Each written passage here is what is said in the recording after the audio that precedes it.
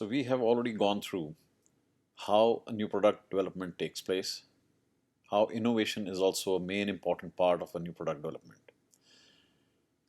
However, what we also need to understand is that the new product development has a very important critical point of feasibility study. Before we undertake any new product to be developed, finally for a company or a process to be implemented, we have to conduct a feasibility study for the same to check its viability. We'll discuss now of what a feasibility study is and why should we do it. So a feasibility study, all businesses have to critically examine and see and check the actions they take. For any product development, they has to sort out and also check the viability of these actions and operations to develop a new product.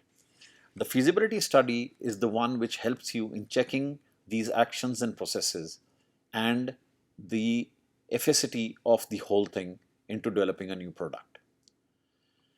The feasibility study is the study which is performed by an organization in order to evaluate whether a specific action makes sense from the economic or commercial standpoint.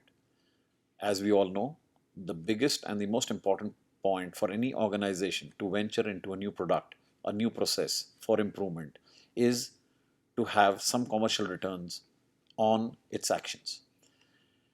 The objective of the study is to test the feasibility of a specific action which determines and defines the issue either against or for a development to take place. What do we mean by this? The feasibility study will actually give a feedback to the management or to the people who have to take a decision, a conscious decision on a product to be developed or a process to be changed or a new process to be introduced in a company. The questions the feasibility study essentially tries to answer are that should we really go ahead with it? The main question answered by a feasibility study is should we go ahead with this product or not, or this process change or not. When should a feasibility study be used? There are various factors. We do not only say that a feasibility study takes place when there is a new product only to be developed. Now, there can be instances where the feasibility study helps an organization into answering the following things. When a new company is to be taken over, there has to be a feasibility study which needs to be done to check the business proposition. When a new factory is to be set up, a new location for the factory is to be checked, you have to do a feasibility study of what are the benefits of going to a new location, what would be the disadvantages, what would be the advantages. Purchase of a new equipment, the purchase of a new process or implementing a new process.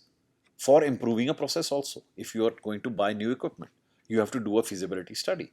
Whether investing the amount of time and money in a new equipment, in a new process is worth the whole outcome of the process, where how much the company will benefit from the same. So, David Gumpert said once that although an unsuccessful feasibility study may appear to be a failure, it's not the failure would have been if you had invented your own and others' money, invested your own and others' money into this and lost it due to the non-viability of this whole exercise. So a failed feasibility study gives a lot of answers to you. It also tells you what not to do or what not to go ahead with. This is one of the most important aspects of a feasibility study. Now, the feasibility study has different aspects of what type of feasibility studies you can do in different scenarios. Let us go through each one of them in a short sense and tell you the exact details of what feasibility studies do for you. The first is a technical feasibility study. This is where the company tries to answer certain questions like, is the product or service already on sale or not? Is it available in the market or not? How is it different from the existing things available in the market? How can you protect the product or services from the competition? How to build in the strengths of the product or service? What kind of strengths does this service or product have? What are the benefits which the customer might gain from this new product or new service which you are getting?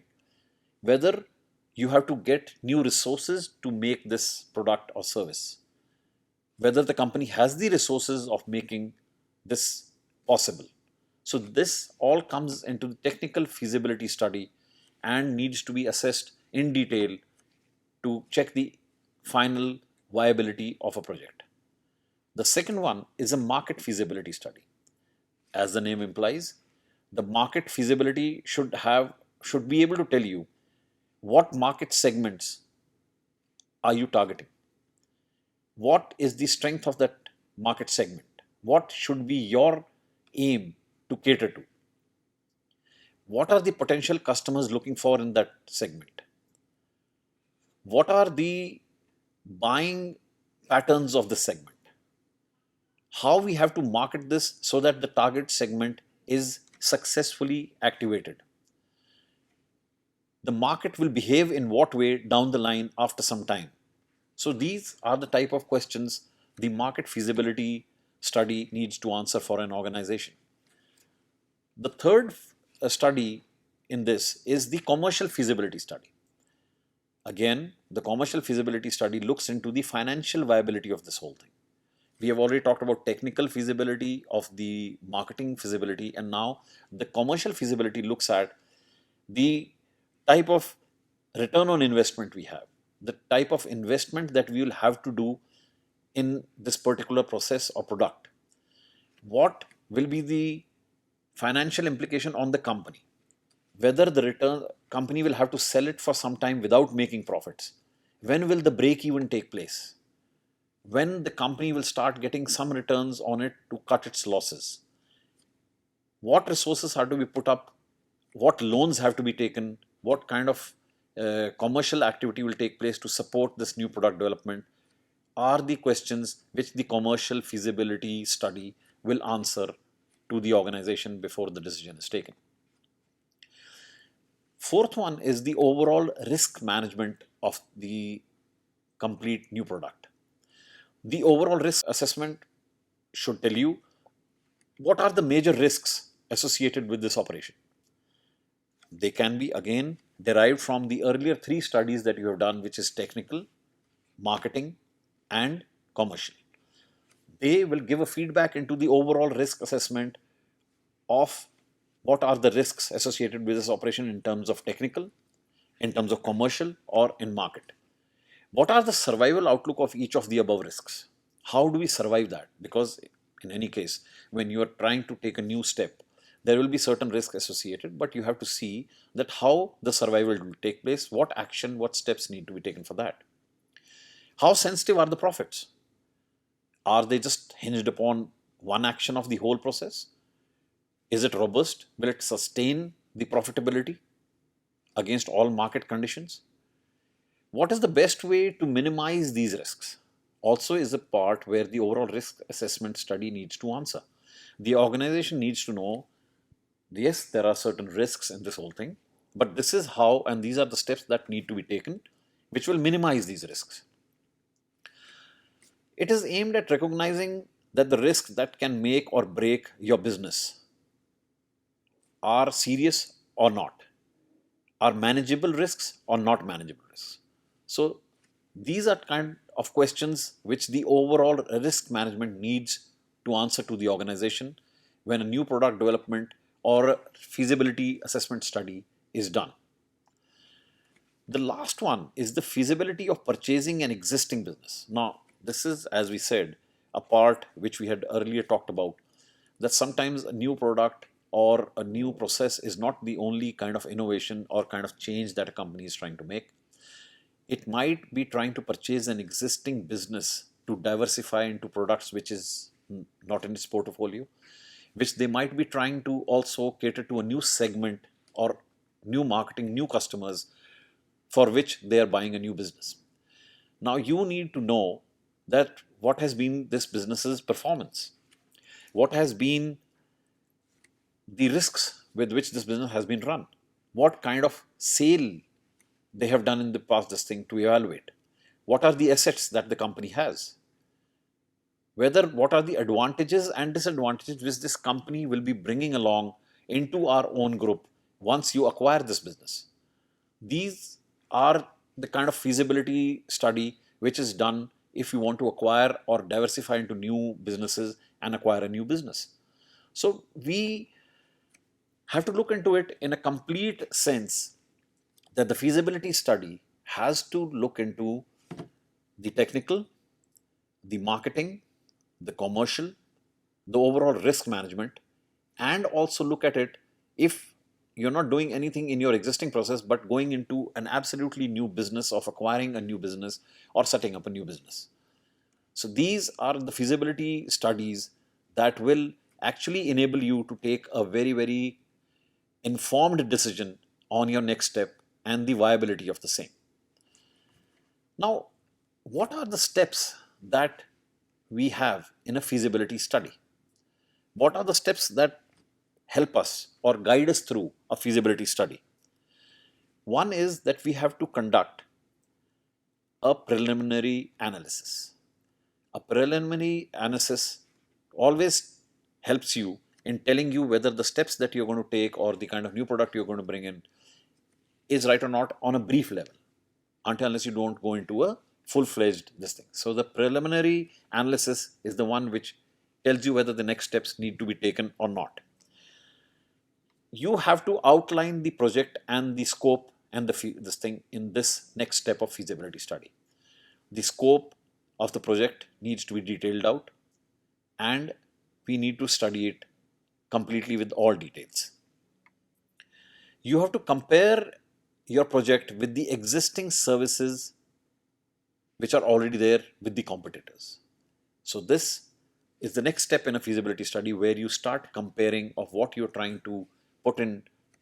Is it really existing already with the competitors, or what they are offering, or what is the comparison between your service, your product, and their service and their product?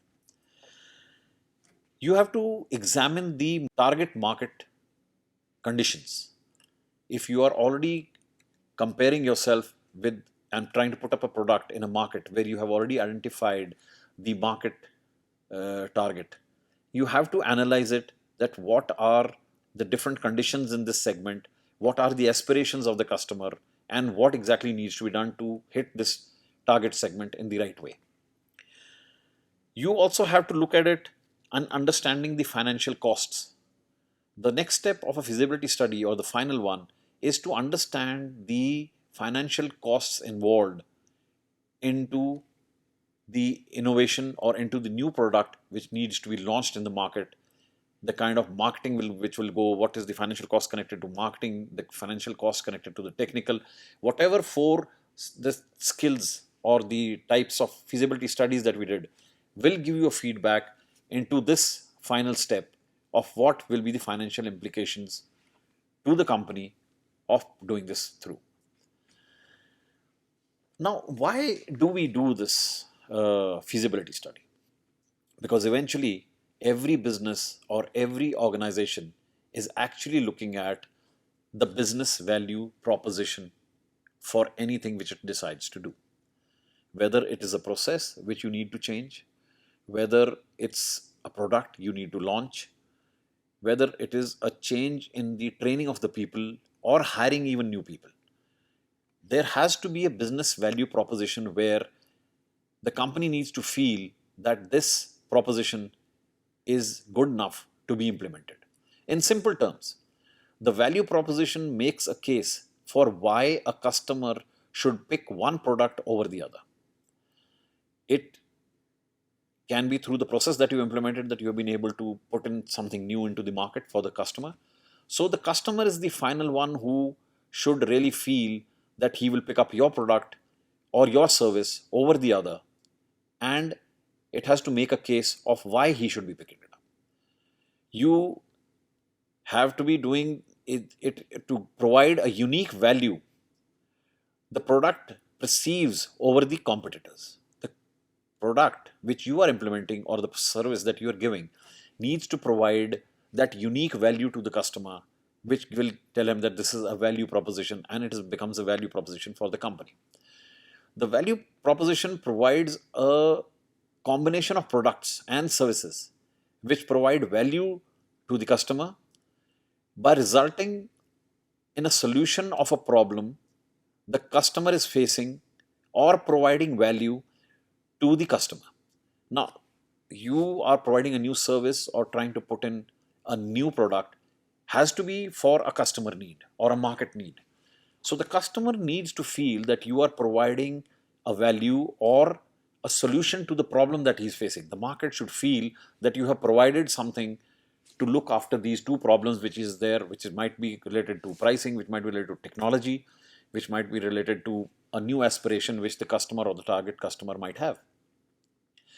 So a product can have a single value proposition or a multiple value proposition. Depends totally on the product that you're trying to put in or the process. If it is a process, a single process change might give you a multiple value proposition in your company.